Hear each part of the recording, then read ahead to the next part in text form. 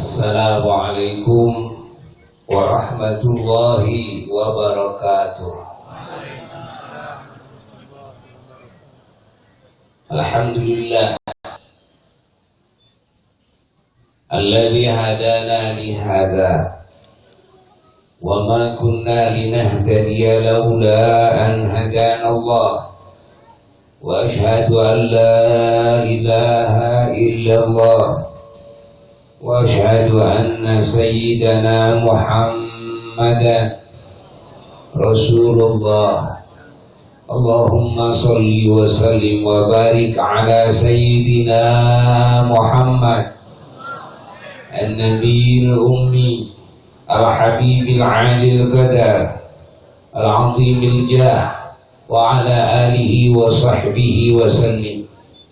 Amma ba'du, fa ya ibadallah wa ya ummata Rasulillah sallallahu alaihi wa alihi wa sallam, usikum wa nafsi bitaqwallah wa ittiba'i sunnati Rasulillah sallallahu alaihi wa alihi wa sallam la'allakum tuflihun.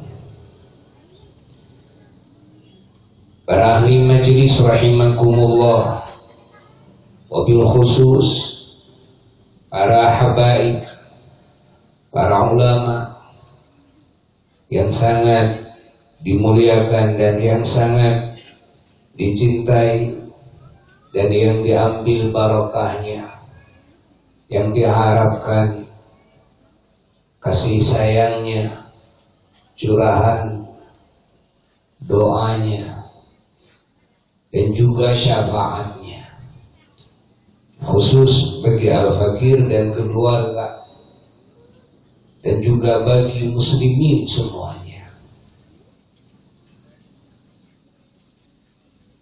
Seluruh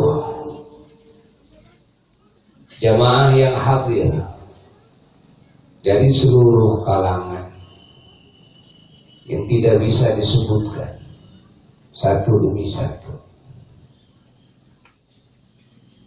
dari aparatur pemerintahan, dari TNI-nya, dari Polri-nya, dari LSM-nya, dari keluarga parpol, ormas, dan semua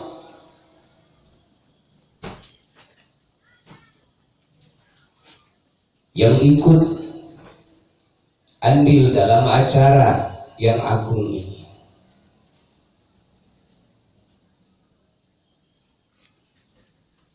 Yang ikut mengagungkan al-alim, al-arif billah, apa Kiai Haji Ahmad Thaha rahmatullah alaih rahmatan wasi'ah, yang ikut berbuat ihsan kepada ulama. Jazakumullah ahsanal jazaa. Atas nama pribadi dan keluarga besar almarhum, almarhumah, syekhuna, guru kita semua, Abah Kiai Haji Ahmad Thaha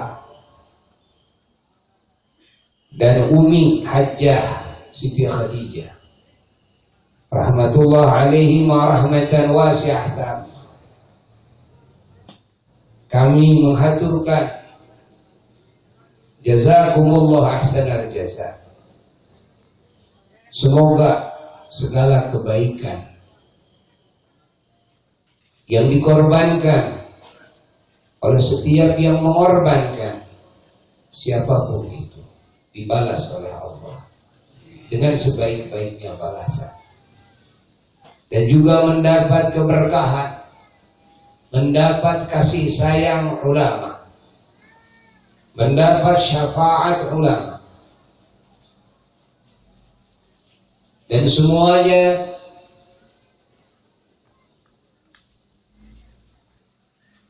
terikat dengan ikatan ulama,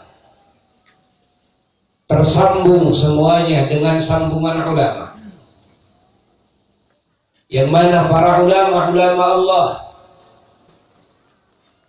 adalah mata rantai yang membawa nur, cahaya dari Allah Jalla Jalaluhu wahda. Nurul hidayah, cahaya hidayah.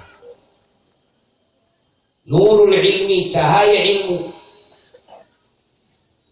yang di dalamnya penuh dengan janji Allah, janji segenap kebaikan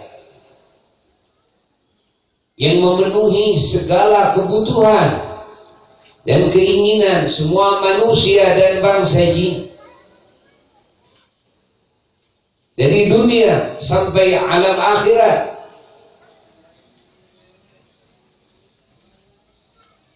Yang cahaya itu oleh Allah Subhanahu wa ta'ala diturunkan dengan memerintah malaikat Jibril alaihi salatu wassalam sebagai pimpinan semua malaikat, dan disampaikan kepada junjungan alam Sayyiduna wa Maulana Muhammad sallallahu alaihi wa alihi wasallam, seperti yang telah disampaikan pula sebelumnya oleh Allah Jalla Jalaluhu wahdah kepada semua para rasul alaihi wassalatu wassalam. Lalu baginda Sayyiduna wa Maulana Muhammad sallallahu alaihi wa alihi wasallam setelah menerima nur itu, yang nur itu bercampur baur dengan zatiyah yang tidak bisa copot lagi. Semua nurul ilmi yang Allah anugerahkan kepada para rasulnya tidak seperti nurul ilmi yang Allah anugerahkan kepada selain para rasul. Nurul ilmi, cahaya ilmu yang Allah anugerahkan kepada selain para rasul, selain para nabi, yakbalul infika wa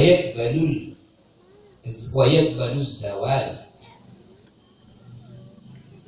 Ini menerima kemungkinan copot.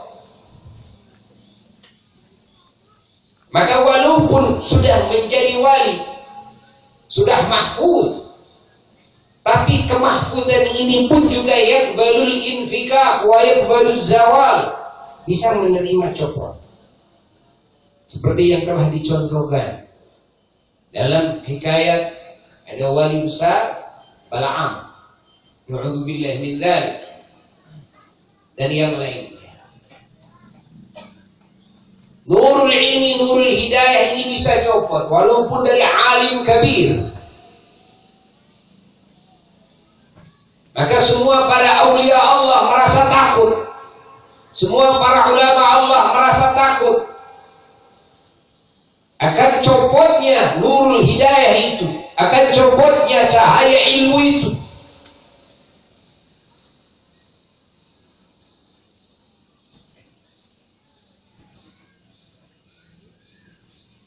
Nurul ilmi ini lalu oleh Nabi kita Sayyiduna wa Maulana Muhammad disampaikan kepada para sahabatnya dan ahlul baitnya. Fasaru min ahli dzalika an-nuril 'adzim. Semua menjadi mata rantai cahaya itu. Lalu disampaikan lagi kepada manusia-manusia yang ada setelahnya secara estafet, yang menyambungkan manusia dan bangsa jin dengan rabithah nurul ilmi, nurul hidayah ini adalah para ulama-ulama Allah, la ghair, tidak ada yang lainnya. Para ulama-ulama Allah ini yang mengikat umat seperti ikatan tasbih ini, mata rantai Yang ada di tasbih ini beliau-beliau adalah para malaikat Allah, beliau-beliau adalah para rasul Allah, para nabi Allah alaihi wassalatu wassalam. Beliau adalah para ulama-ulama Allah dari masa ke masa, mengikat hati semua manusia dan bangsa ini. Maka siapa yang mendapat ikatan nur tersebut, mereka ada dalam untayan nur, untayan cahaya yang penuh dengan jaminan Allah, jaminan keselamatan, jaminan kebahagiaan, jaminan kemuliaan dari dunia sampai akhirat. Dan siapa yang sudah terikat dengan nur itu, subhanallah, akan selalu terikat dengan Allah, baik di masa hidupnya maupun di alam barzakhnya maupun di akhiratnya sampai di surganya nanti. Semoga kita termasuk yang terikat dengan tali nur itu. Ini yang dimaksud dengan waqasimu bihablillah, hablullah, wala tafarraqu. Waqasimu bihablillah jami'an wala tafarraqu. Jangan sampai kita melepaskan diri daripada ikatan nur itu. Jangan sampai kita tidak punya hubungan dengan ulama-ulama Allah, dengan aulia-aulia Allah, dengan anbiya Allah, dengan rasul-rasul Allah, dengan malaikat Allah. Siapa yang terputus hubungannya dengan alim, dengan ulama, maka seperti melepas dirinya dari ikatan tasbih ini.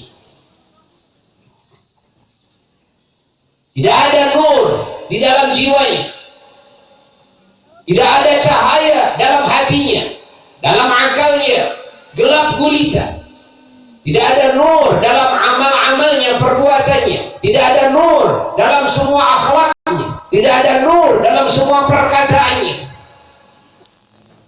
Walaupun ada hafalannya, tapi nurnya ini tidak. Nur itu penuh dengan syafaat, kemampuan bisa menolong yang lain. Nur itu penuh dengan keberkahan, sehingga bisa memberkahi yang lain. Nur inilah yang menyambungkan makhluk dengan Khaliknya Jalla Jalaluhu wahda. Jangan coba-coba jauh dari ulama Allah, karena hanya ulama Allah lah yang mendapat sambungan nur dari Allah Jalla Jalaluhu wahda. Sambungkanlah segala sendi kehidupan kita, ikatlah dengan nur itu, carilah nur itu. Maka makna mencari ilmu, talabul ilmi adalah talabul nur ini. Nur inilah yang menerangi kehidupan manusia di dunia. Nur ini yang menerangi alam barzakhnya. Nur ini yang menerangi alam akhiratnya. Nur ini yang menerangi tatkala melintasi shiratal mustaqim. Nur inilah yang menjadi cahaya di surga bagi ahli surga. Ahli surga semua ahli nur. Hatta cahaya surga min nuri hadzal ilm. Dari nur ilmu ini, dari nur hidayah ini, bukan nur dadakan. Tatkala kita mati masuk ke alam barzakh, lalu kita dadakan mendapat nur lah. Tapi daripada nur ilmu yang kita miliki saat ini, daripada nur hidayah yang kita miliki saat ini. Andai kata alam hati kita ada nur itu, andai kata perbuatan kita diterangi dengan nur itu, andai kata ucapan kita diterangi dengan nur itu, andai kata akhlak kita diterangi dengan nur itu, maka teranglah alam barzakh kita di kemudian hari. Maka teranglah alam akhirat kita di kemudian hari. Maka berkumpullah dengan ahli nur semuanya. Beruntunglah kita semua. Maka tentu harus dibedakan maqamul ulama, maqam ulama dengan maqamul awam. Sambungkanlah segala sesuatu kita kepada para ulama-ulama Allah. Ikatlah segala sesuatu kita, juz'iyah kita dan kulliyah kita dengan nur itu. Istiqamahkan terus nur itu. Karena dengan istiqamah ini, maka bisa menyatu nur itu dengan jiwa kita. Bisa menyatu nur itu dengan raga kita. Bisa menyatu dengan alam hati, alam akal, perasaan kita. Maka disinilah farasatul mu'min la tukhti. Farasah dan firasat orang mukmin yang memiliki nur itu la tukhti, tidak akan meleset. Karena nur itu teruslah isi alam akal kita dengan nur itu. Makhluk pertama yang dilenyapkan nur itu oleh Allah Jalla Jalaluhu adalah iblis. Setelah awalnya iblis mendapatkan nur itu, tapi Allah menghendaki bahwa iblis itu adalah makhluk pertama yang dilepas nur itu.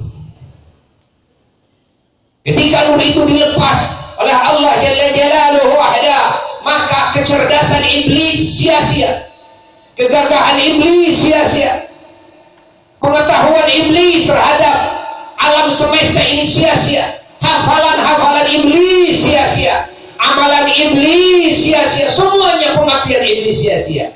Dari kapan itu sia-sianya? Dari lenyapnya nur itu, dari padamnya nur itu. Allah. Maka makhluk pertama yang berubah daripada alamun nur menjadi alamun dhalam adalah iblis. Asal usul alam semesta ini semuanya diterangi dengan nur, diterangi dengan cahaya, tidak terdapat kegelapan di alam semesta ini.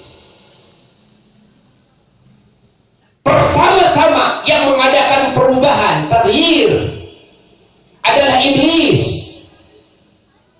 Lalu iblislah yang memberikan taghyir, yang mengajarkan taghyir dalam pemikiran-pemikiran manusia, dalam pemikiran-pemikiran bangsa jin. Fatabi'u, maka banyak sekali dari kelompok manusia dan bangsa jin yang alam pikirannya, di alam pikirannya ada mindset-mindset yang sudah ada perubahan-perubahan yang dilontarkan dan diajarkan oleh iblis dan bangsa syaitan.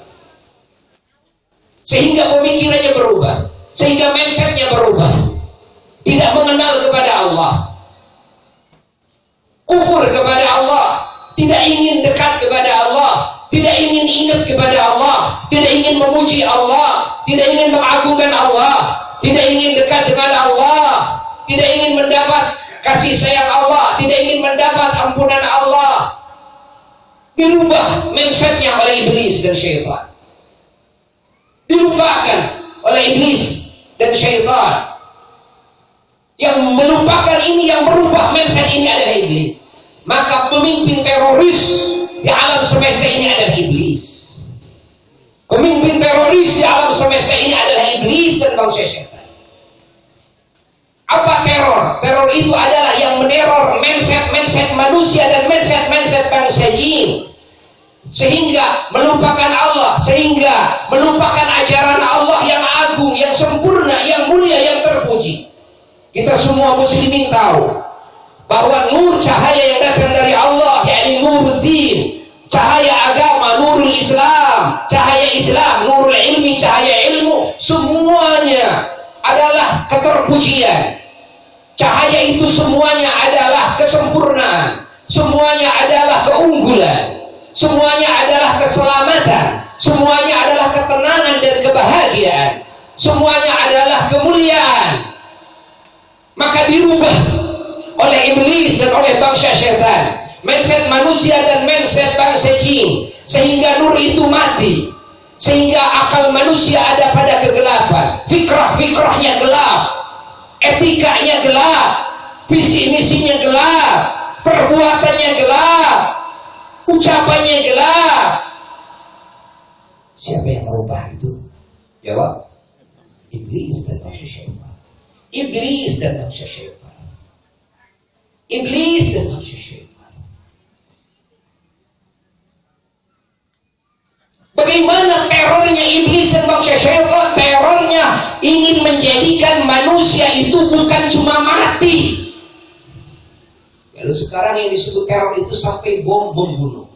Lah, iblis itu bukan sampai membunuh. Membunuh itu tidak dianggap musibah menurut iblis. Tapi menurut iblis, kecelakaan manusia tatkala manusia ada di api neraka. Tatkala manusia dan bangsa jin semuanya berada di alam kegelapan, api neraka yang gelap gulita. Ingat, api neraka tidak seperti api dunia. Api